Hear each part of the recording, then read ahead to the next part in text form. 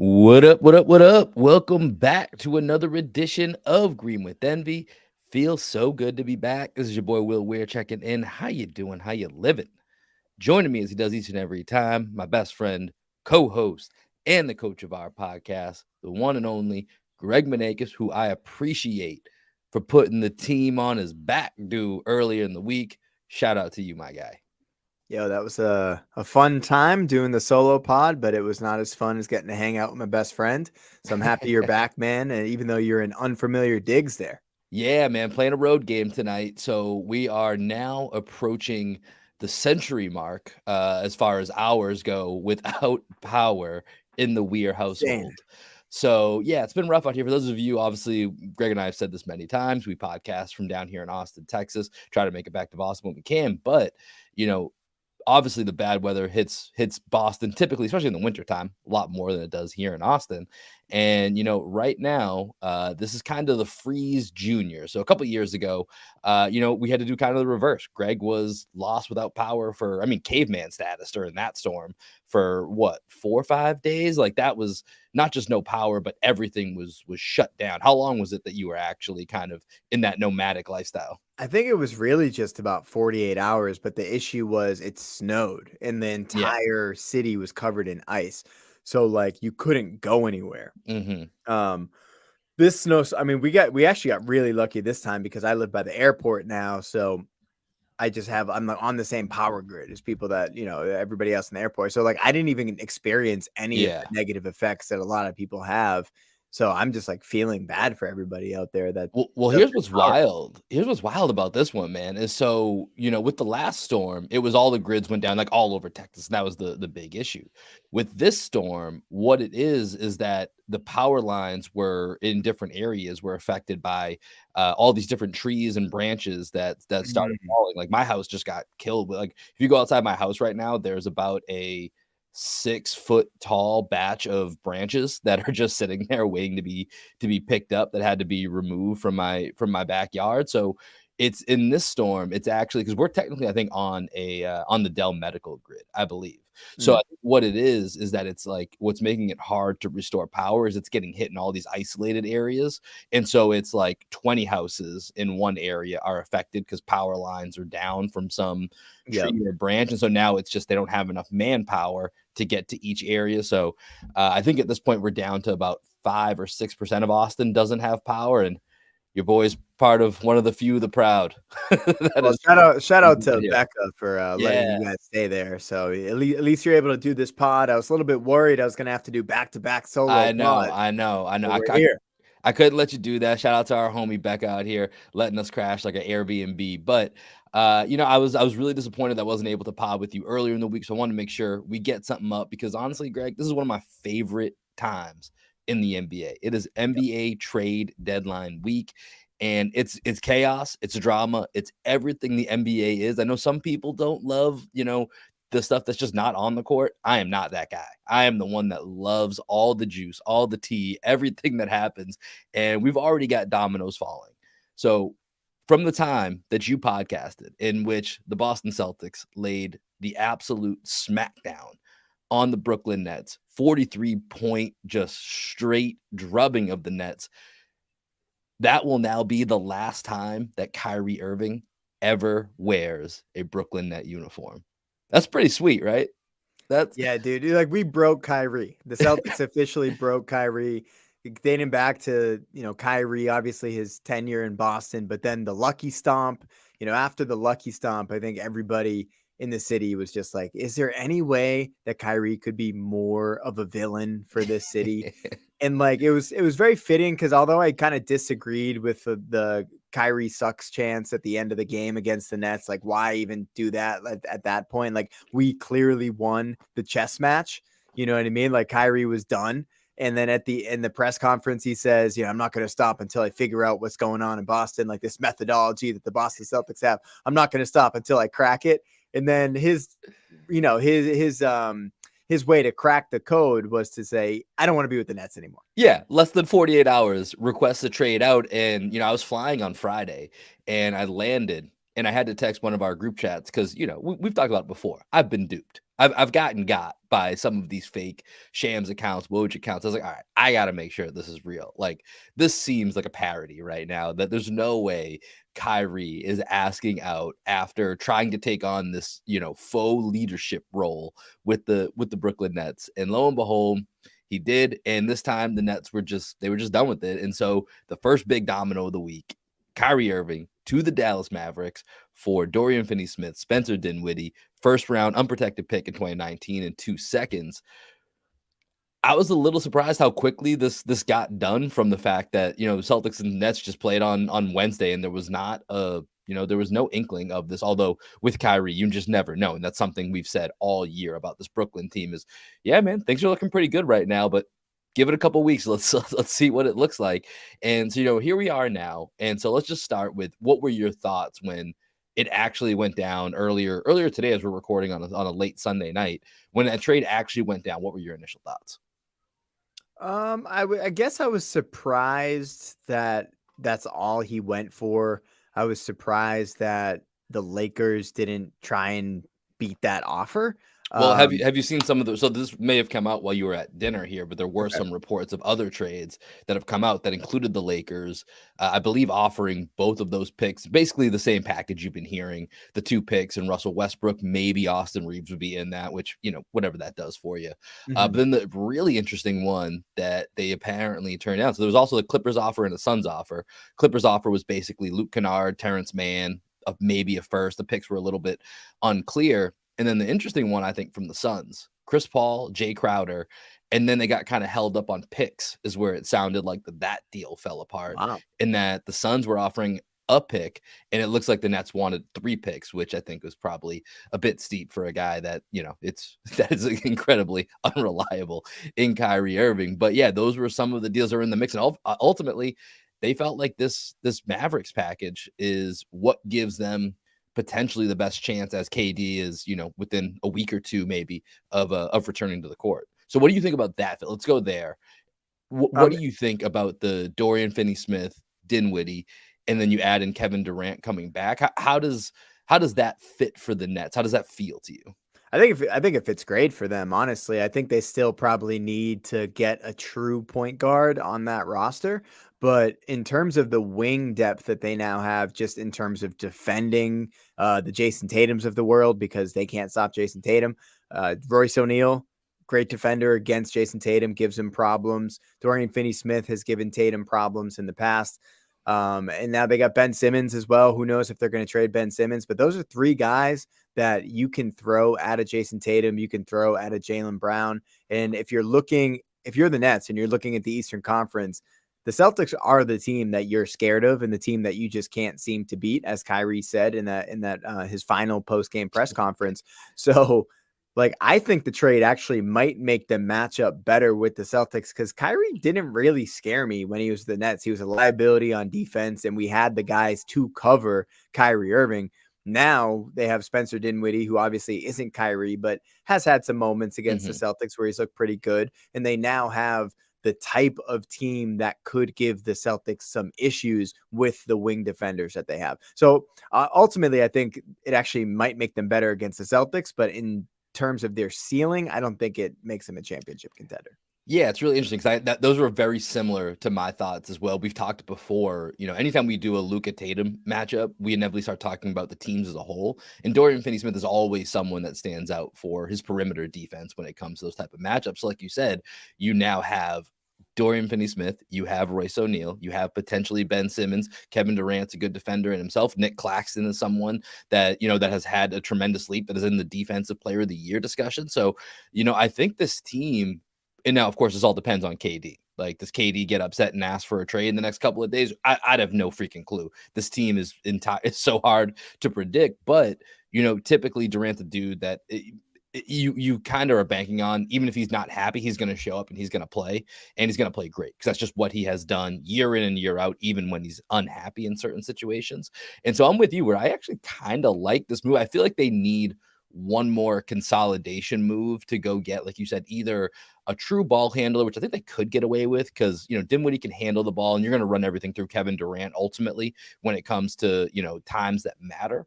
But I think if they go get maybe another big, maybe take that Joe Harris or Seth Curry and turn that into maybe one more big, like I think that's a pretty interesting move for the Nets, who, it's funny, like right now they're still in the mix with all of these other teams here in the Eastern Conference, which is starting to really kind of shake out the way we thought it would play.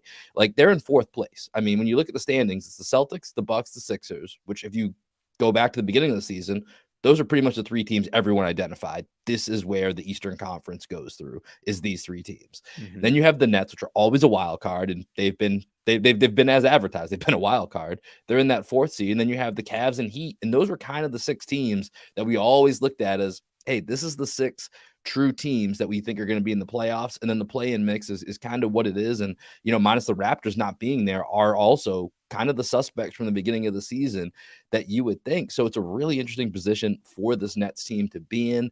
And, depending on when KD comes back, it's just so weird because they were actually holding the fort relatively steady. It seemed like, hey, let's just get KD back in a week and, we're going to be in a good spot. And, things change so quickly in this league that it's hard to sometimes wrap your head around it all. Yeah, when you think about if you're comparing the trade packages, right? I think if the Nets' goal is to beat the Celtics, I think they probably took the best package in order to meet that goal, to get over a matchup with the Celtics.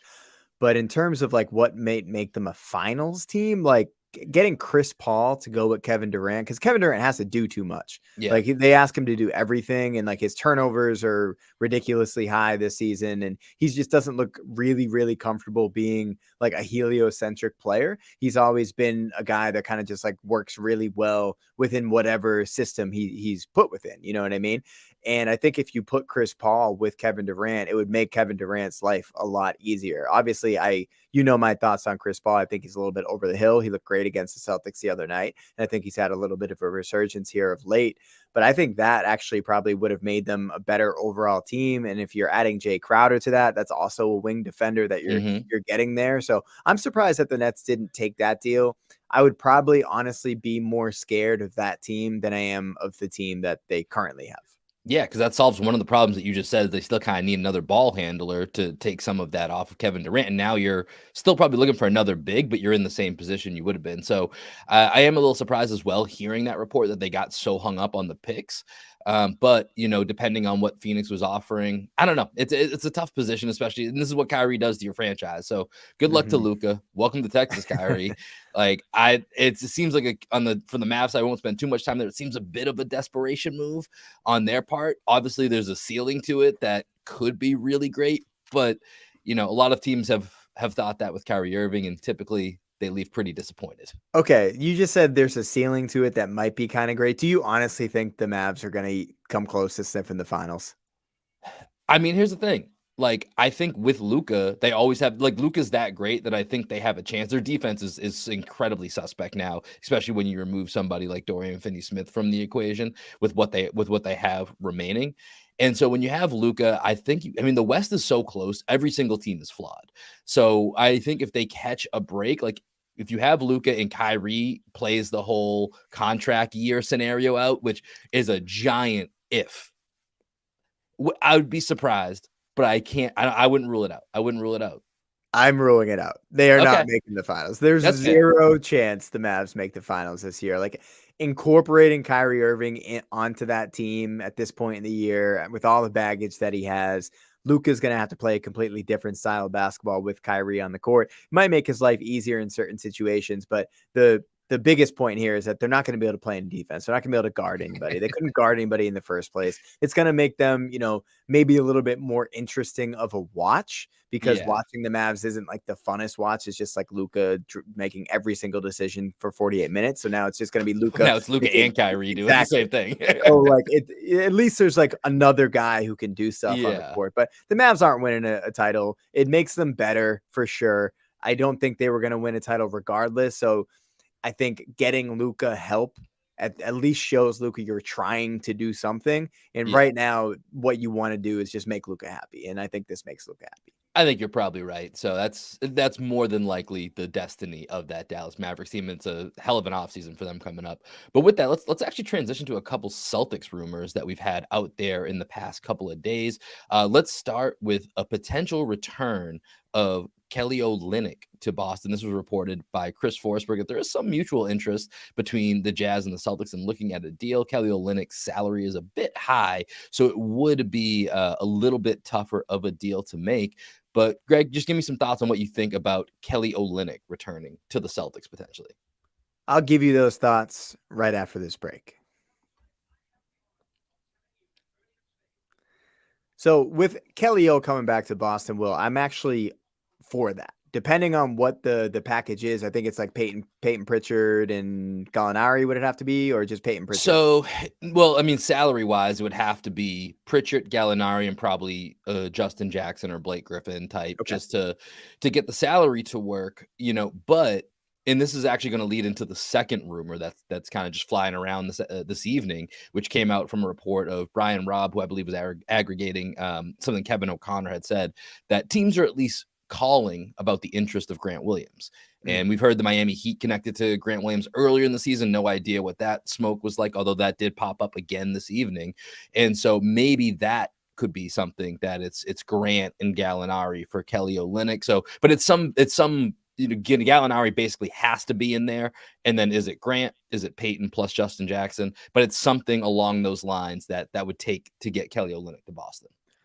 I mean, Kelly O is a good player, man. I've always thought he was a little bit underrated. There was that one piece that was written on Bleacher Report in like 2016 or 2017 that said the Boston Celtics were hoping Kelly Olynyk would be their Dirk Nowitzki. Like that was never, ever going to happen. But Kelly O did have his big moment where, he beat the Wizards in Game 7, that big Kelly Olynyk game. Yeah. So we know that he can do it in a big moment. He's continued to like get a really good reputation around the league of being just a guy that you want in your rotation because he's serviceable. He can stretch the floor. As the game has progressed more towards stretch bigs, Olynyk has just kind of like moved into the kind of prototype of what you want one of your bigs to be in your rotation, right? He moves his feet well on defense. He's not going to block shots at the rim, but he's a little bit switchable. He's a good defender. He takes charges. So I think Kelly O, we're not asking him to guard LeBron James in isolation anymore. That is not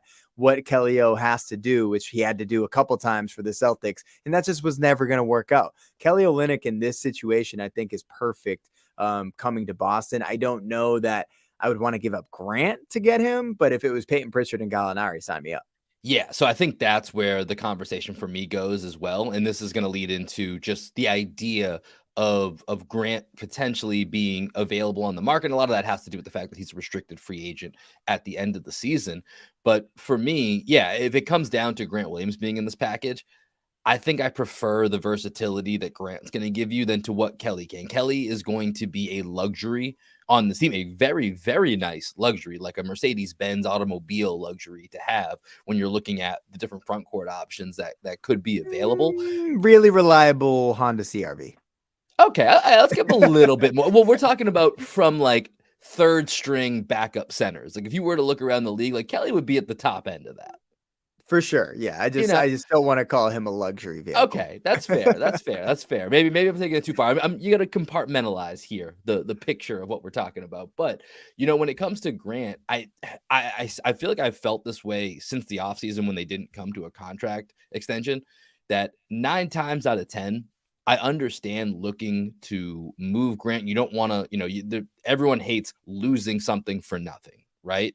Like that's, losing that talent. But I think with Grant Williams, I honestly think the Celtics are better served that if for some reason it doesn't work out in the offseason, I don't think you're going to get anything better that helps you make a championship run right now by moving him. And I think that risk to reward is worth it, that I wouldn't trade him just because I think I might lose him for nothing in the offseason. Because I don't think you're going to find anyone in the market that comes back in a Grant Williams trade that's going to help you more than Grant Williams will. And that's kind of how I feel with the Kelly Olynyk trade. Like to your point, if it's Pritchard and Gallinari and Justin Jackson, let's probably sign up and do it. Like I as much as I like having Pritchard there for those, backup minutes in case there's something with Brogdon, White, or Smart, ultimately you're going to play those three guys over Pritchard almost every game in the playoffs. So having Kelly Olynyk is going to be more valuable. But with Grant, I think he just gives too much versatility. We just talked about when we play the Nets, when we play the Bucks, you're going to need Grant Williams and not Kelly Olynyk more in those series when you're going up against Giannis, going up against Kevin Durant, or any other wings that you may come across. You're going to need Grant Williams. So I think for me, that's the line in the sand is if we're talking non-Grant Williams package, let's keep the convo flowing with Danny Ainge. If it's Grant Williams, I probably got to cut it off. But is there any move for Grant Williams that you would be like, okay, I have to at least entertain this? Or, it's tough with his salary to find something that might work. But is there anything out there that you've thought of that are like, okay, this might make sense to move off of Grant? Just because we talked about it the other day, the Jeremy Grant idea, the salary, like you said, the salary, it's probably impossible to make work. You might have to even give up like a Derek White in a deal like that. So I don't think that could really work. But I think Jeremy Grant, if it came down to it, paying Grant Williams $18 million at the end of the year, whatever the number is, or Jeremy Grant getting 25 over, for 3 years, I would probably want Jeremy Grant, who's still only 28 years old. I don't even think that's a debate. Yeah. Love Grant, but yeah. So like, if there's a way that we could do that, I don't know that that's out there, but that you asked, the question was, are there any ideas floating out there that you've thought about? And that's the one that I kind of have my eye on, is like a dark horse. Like, is there some weird way that we could get Jeremy Grant on this team? Because I do think that he would actually really, really help this squad and take us to another level. With Grant, I think that, the ceiling on this team is what it is. With Jeremy Grant, I think that, maybe there's a game that goes 7 in the Eastern Conference that only goes 6, or maybe it goes 5, because we have that extra weapon, both on the offensive end and on the defensive end, because I think Jeremy Grant will take a lot off of Jaylen Brown and Jason Tatum in terms of guarding elite wings. Yeah, that's some deep versatility with Grant, because he can play up and play at that wing position, which we've talked about multiple times being an area that we'd like to see the Celtics try to make a move on the fringes. Now, obviously, this wouldn't be a move on the fringes, because this would cost you, like you said, likely you'd have to put Derek White in that. So would you do that? Like, let's just say in a vacuum, if this is, I don't even have the trade machine pulled up here, but it's going to be roughly about this. But, let's say it's Derek White, Grant Williams. Let's just say it's that. We'll throw picks away to the side for now. It's just those two for Jeremy Grant. Would you do it knowing he's also a free agent, just like Grant is coming in the next year? That's probably the one thing that worries me. But if it's like if we definitely get Jeremy Grant to re-sign and we have him for the next 3 years to go along with Jason Tatum and Jaylen Brown, like, yeah, I think that team is better than what we have with Grant Williams and Derek White. Like, I love Derek White. I think he's awesome. I don't want to trade Derek White, but we saw what happened in the playoffs last year. He had some big moments, but he also had some games where he couldn't really play. Yeah. And I think we've seen that also this year, where Joe doesn't want to play him in certain games, because we have a Malcolm Brogdon, we have a Marcus Smart, we have a Jaylen Brown, all who kind of live in that same space as him. Jeremy Grant does not live in the same space. Right. He's going to be on the court. He's probably going to be in your starting 5 and finishing 5, because he's a really good player, man. Yeah. Jeremy Grant is really good. So I would love to see it. The athleticism with him and Rob in the front court would be crazy. Him, Rob, Tatum, Jaylen, and Marcus. That's a heck of a 5. Yeah. But, who knows? I would do it. I think, gun to my head, I would do it, but I wouldn't feel good about it just because I like Grant Williams and I like Derek White. Yeah, that's a big swing that, I don't anticipate something like that happening this week. But then again, Brad Stevens moves in the shadows from what we've seen the first couple of years. We never saw the Derek White trade coming, never saw the Malcolm Brogdon move. So if you hear whispers, likely it's not the Brad Stevens regime. This isn't Danny Ainge, who loves leaking and playing through the media. Brad Stevens is operating behind those steel sheets where we don't know what's happening. So, I would be very surprised if a move that large happened, but, Brad doesn't really, we've seen Brad willing to throw picks around. So if there's picks to get stuff like that done, maybe he'll do it. Maybe he won't. I don't know. It's going to be a fun week, though. I'm excited for it. Hopefully we'll be doing a few more things this week leading up to the trade deadline, which is going to be on Thursday, February 9th. And so with that, Greg, let's take a quick look here at the week ahead for the Celtics. So this week right now, as we're recording on Sunday night, they are going to be at Detroit on the 6th of Monday night. Wednesday, they have a big showdown against the Philadelphia 76ers, who have been streaking. They did lose to the Knicks tonight, but they are still 8-2 in their last 10, and actually have moved themselves into third place, just 2.5 games back of the Celtics. So definitely within striking distance of coming for that number 1 seed. And then they round out on Friday night at home against the Charlotte Hornets. So, I think obviously that Philadelphia matchup really stands out, and that's the night before the trade deadline. So, not to be reactive or say anything this week, it should, and nothing that happens this week should shift the views of what the Celtics are attempting to accomplish. But other than the trade deadline this week, Greg, what are you looking for from the Celtics who are trying to bounce back from a pretty weird loss to the Suns the other night? Yeah, I think I expect a 3-0 week. The Pistons don't have anything for us. If Rob is playing in the Hornets game and, we have our full complement of players, I think we take care of business against the Hornets. They have been getting healthy, but that's also after the trade deadline for them. And I would imagine that they're going to trade some people. So who knows what we're going to see out of the Hornets. That could be a G League game for them where maybe they don't have enough players if they've traded off the Terry Roziers and the Gordon Haywards and Mason Plumlees of the world. Exactly. So I think we win both of those games, right? I think the Pistons game, we win just because the Pistons aren't very good. The Hornets game, they're not going to have much of a roster and they're not very good anyway. And then the Sixers game, I think that's one of those games the Celtics are going to really get up for, and they're going to play like it's a championship game.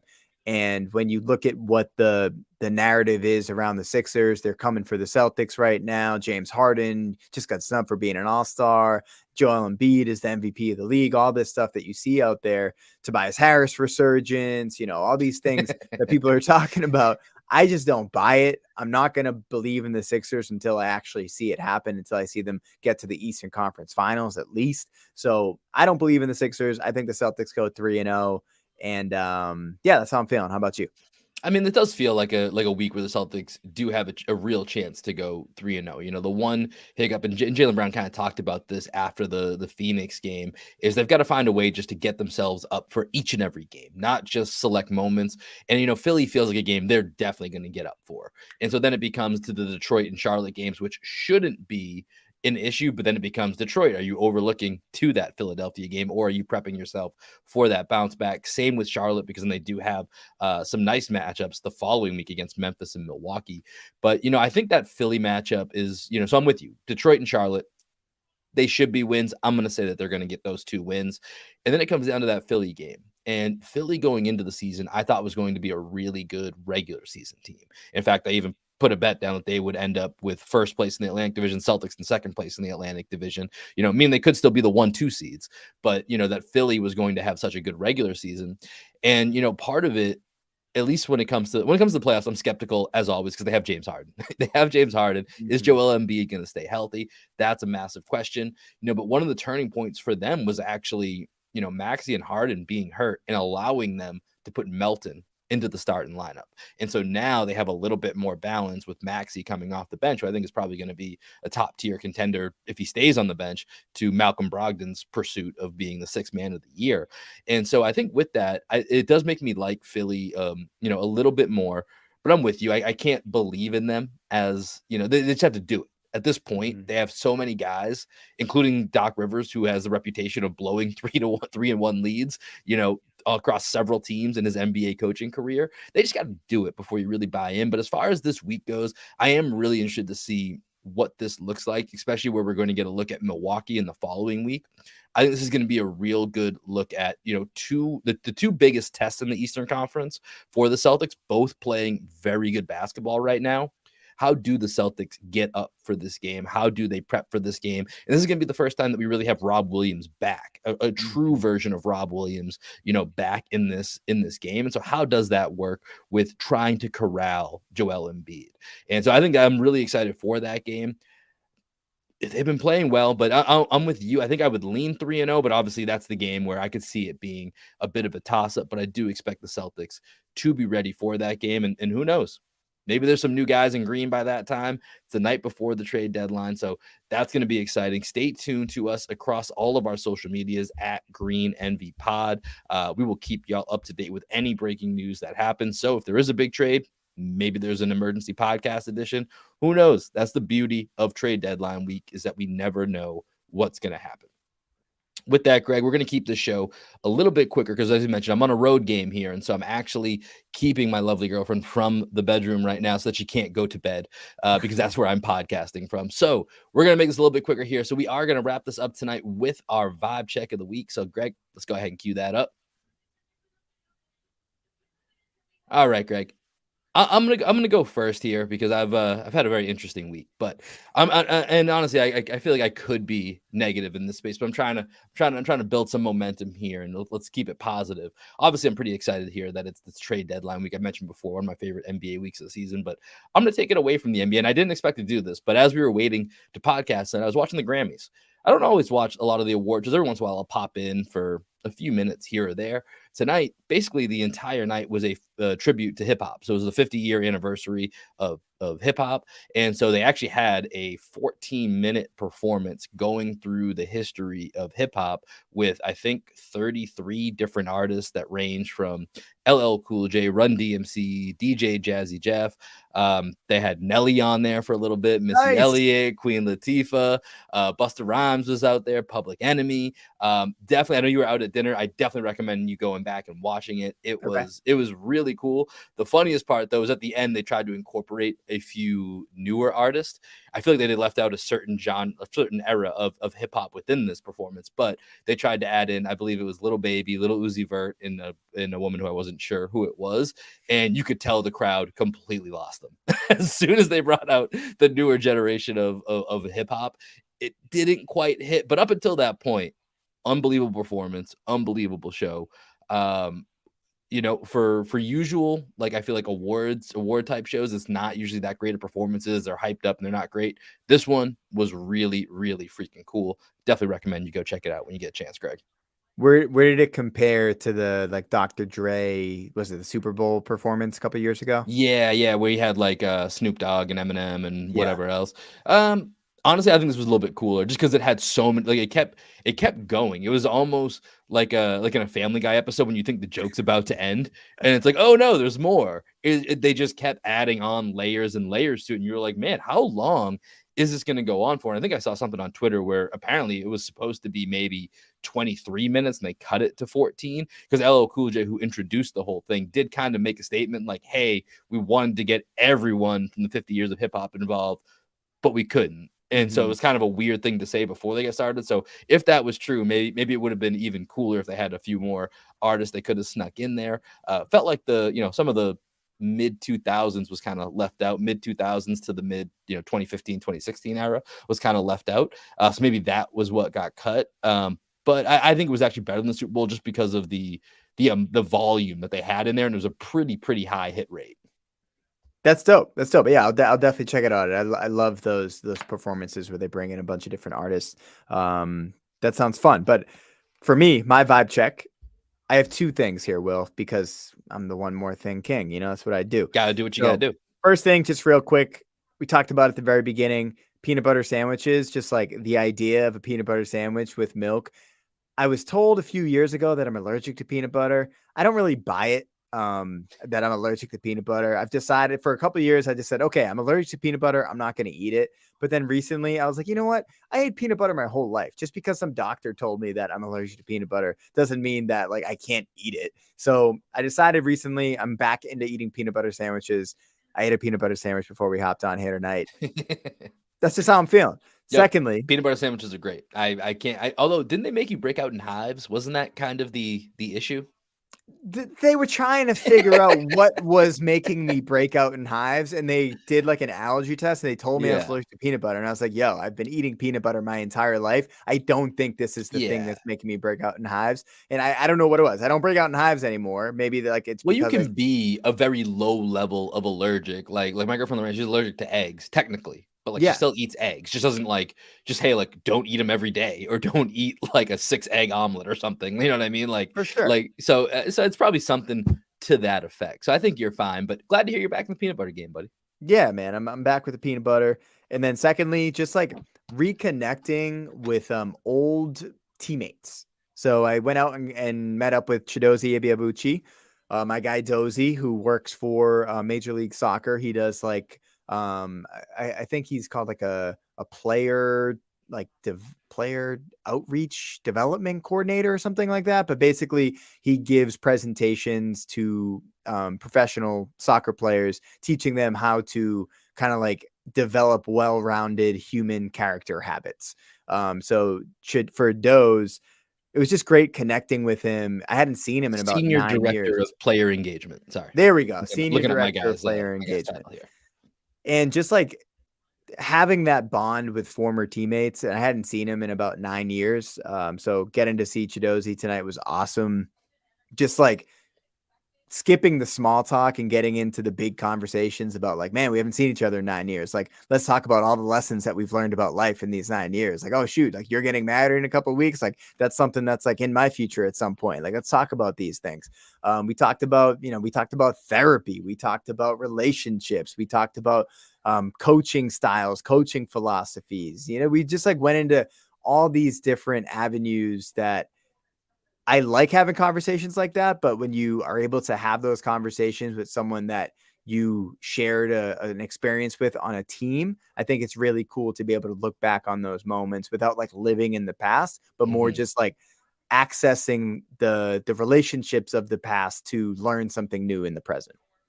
I think that's pretty cool because when you reconnect with someone that you were so close with at one point in your life, those conversations can kind of come pretty naturally. And honestly, sometimes they work a little bit better than sometimes having that with people that are still, maybe you're really close with, but are still present in your life on a more consistent basis. Cause it's hard to have like, hey, every day or every time you see them, hey man, I really want to have this like deep talk and let's get into these, where sometimes it's like, nah, I just want to shoot the shit a little bit. Like want to kick it, Whereas like when you have, an isolated moment to, 3-4 hours, whatever the time frame might be of, hey, this person used to be, really important in my life and we've still kept tabs from afar, but it's like we don't have time for the, hey, let's just kick it. It's like we need to just reconnect and we need to do so on a deeper level. I think that actually works. I've had that happen a few times as well, just with like different people throughout life that I've had a chance to be like, hey, let's grab a drink real quick, or let's grab some dinner real quick.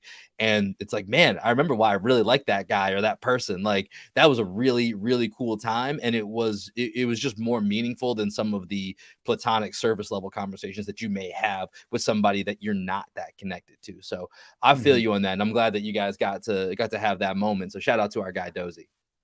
Yeah, man. But that's all I got for you.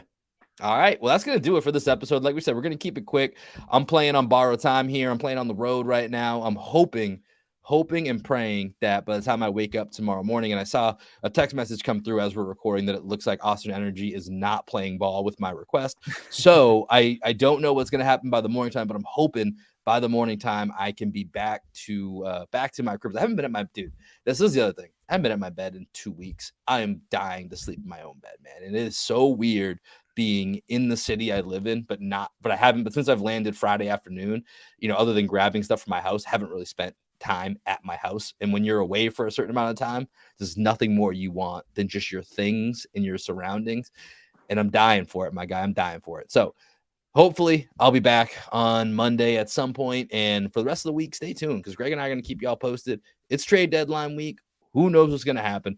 Who knows when we'll need to bust out an emergency podcast, but that's going to do it for this edition of Green with Envy. Make sure you're following us once again across all of our socials at Green Envy Pod, Instagram, Twitter, YouTube. This is streaming right now on YouTube. If you're listening to us here on the podcast, go check it out on YouTube. Subscribe to our page. We are going to be doing more and more content there as we sort out the transition coming up here in a few weeks. But for tonight, that's it, Greg. Any other final thoughts? And then let us know what we're going to hear on the way out. Y'all know the drill. Black Sheep Optimist, Skywalking. Peace, everybody. Deuces.